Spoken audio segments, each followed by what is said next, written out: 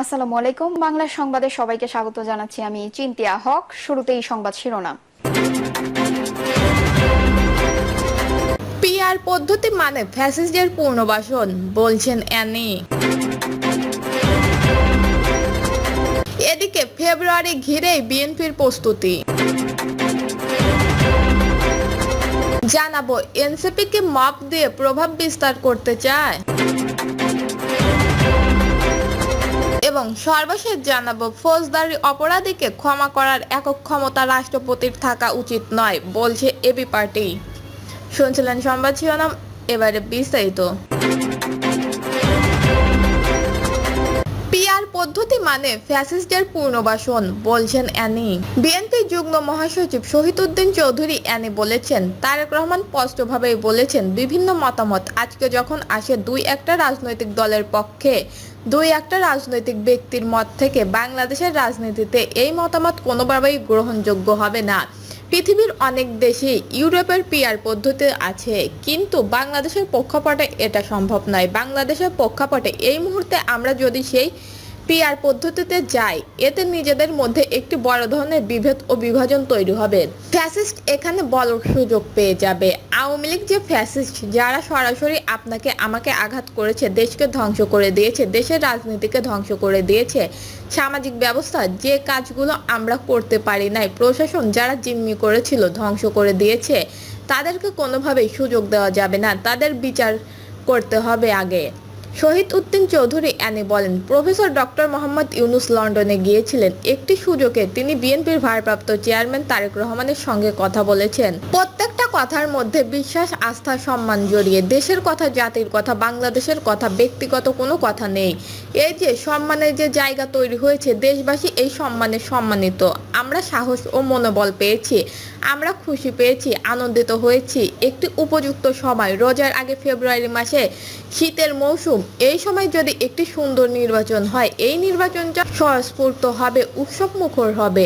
আমরা আপনার চাহিদা এবং আমাদের সব ধরনের চাহিদা অনুসরিত হবে, নিরপেক্ষ হবে। আমরা সরকারকে সর্বোত্তক সহযোগিতা করব। তিনি আরো বলেন, আমরা আপনার চাহিদা অনুযায়ী হব, নিরপেক্ষ হব, আমরা সরকারের সর্বোচ্চ সহযোগিতা করব। তিনি আরো বলেন, ফ্যাসিস্টের বিচারের জন্য আমাদের এখন থেকে একটি সুদৃঢ় ঐক্য গড়তে হবে। সেই ঐক্যের ভিত্তিতে আমরা এগিয়ে যাব।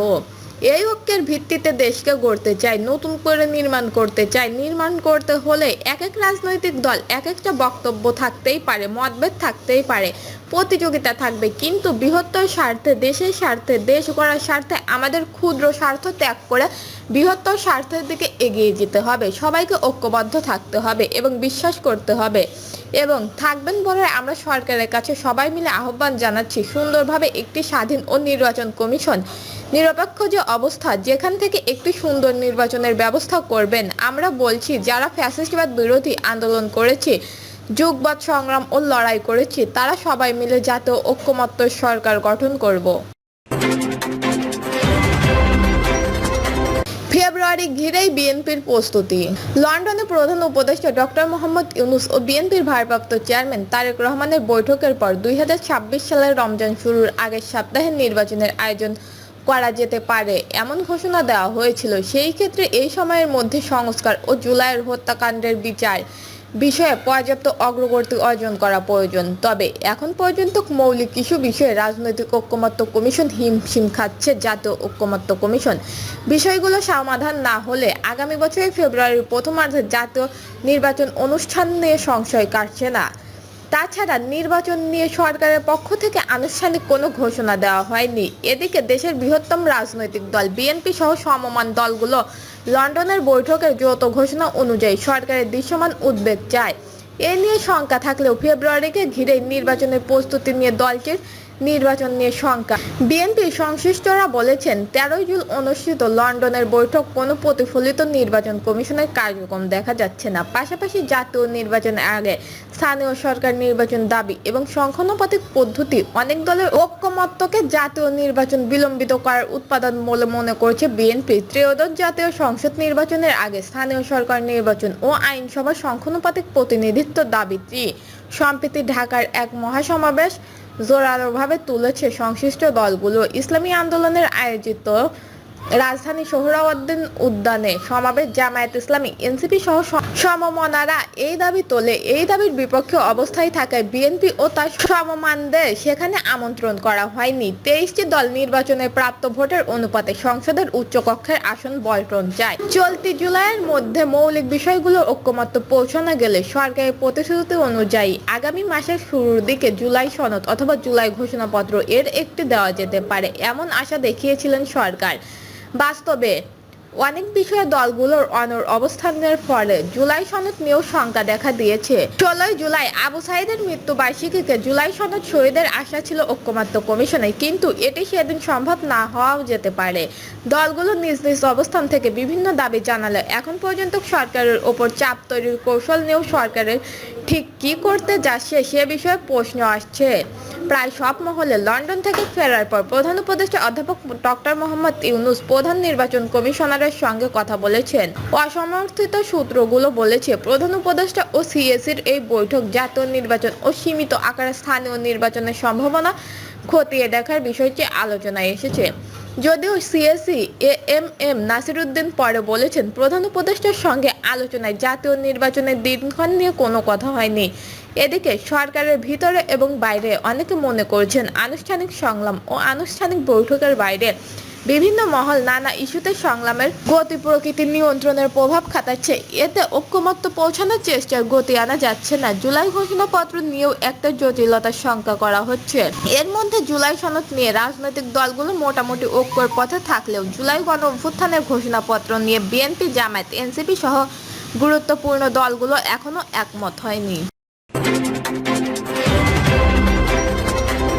এনসিপি কি মব দিয়ে প্রভাব বিস্তার করতে চায়? গত মঙ্গলবার ছাত্রলীগের এক নেতাকে পুলিশে দিলেও কোনো মামলা না থাকার কারণে তাকে গ্রেপ্তার করা হয়নি। এ নিয়ে পুলিশের সঙ্গে আন্দোলনকারীদের মধ্যে সংঘর্ষের ঘটনা ঘটে। পরে এ নিয়ে এনসিপির যুগ্ম সদস্য সচিব আরিফ সোহেল তার ব্যক্তিগত ফেসবুক পেজে লেখেন, পটিয়া থানা মাটির সাথে মিশিয়ে দিতে হবে। এই ঘটনার জোরে বুধবার সকালে থানার ওসির অপসারণ এবং দায়ীদের বিরুদ্ধে ব্যবস্থা নেওয়ার দাবিতে বিক্ষোভ শুরু করেন এনসিপি এবং বৈষম্য বিরোধী ছাত্র আন্দোলনের নেতাকর্মীরা। একই দিনে মধ্যরাতে ওসি আবু জাহেদ মোহাম্মদ নাজমুন্নুরকে প্রত্যাহার করার খবর আসে। এর আগে গত 29শে মে রংপুর জাতীয় পার্টির চেয়ারম্যান জিএম কাদেরের বাড়িতে হামলার ঘটনা ঘটে। হামলার জন্য রংপুর জেলা বৈষম্য বিরোধী ছাত্র আন্দোলন ও জাতীয় নাগরিক পার্টির নেতাকর্মীদের বিরুদ্ধে অভিযোগ তোলেন জিএম কাদের। যদিও অভিযুক্তদের দাবি, সেই ঘটনায় তাদের ওপর আগে হামলা করা হয়েছিল। একই মাসের 19 তারিখ ঢাকায় ধানমন্ডির হাঙ্কানি পাবলিকেশন প্রশাসক গোলাম মোস্তফার বাসার সামনে বিশৃঙ্খলতা তৈরি করে স্লোগান দিয়ে থাকেন বৈষম্য বিরোধী ছাত্র আন্দোলনের নেতাকর্মীরা। এই সময় পুলিশ ঘটনাস্থলে গিয়ে ফ্যাসিস্টের দোসর বলে মোস্তফাকে গ্রেপ্তারের দাবি করলেও মামলা না থাকার কারণে গ্রেপ্তার করা যাবে না বলে জানায় পুলিশ। এ নিয়ে এক পর্যায়ে জড়ানো 3 জনকে আটক করেন। পরে পুলিশের কাছে মুচলেখা দিয়ে তাদের ছাড়িয়ে আনেন এনসিপির জ্যেষ্ঠ যুগ্ম মুখ্য সমন্বয়ক আব্দুর হান্নান মাসুদ। অবশ্যই এ নিয়ে দল থেকে তাকে কারণ দর্শনের নোটিশও দেওয়া হয়েছিল। দর্শক, এই ছিল এখনকার সর্বশেষ নিউজটি ভালো লাগলে একটি লাইক দিন, কমেন্টে আপনার মতামত জানান এবং আমাদের পাশে থাকার জন্য বেল বাটনটি অন করে রাখুন। ধন্যবাদ।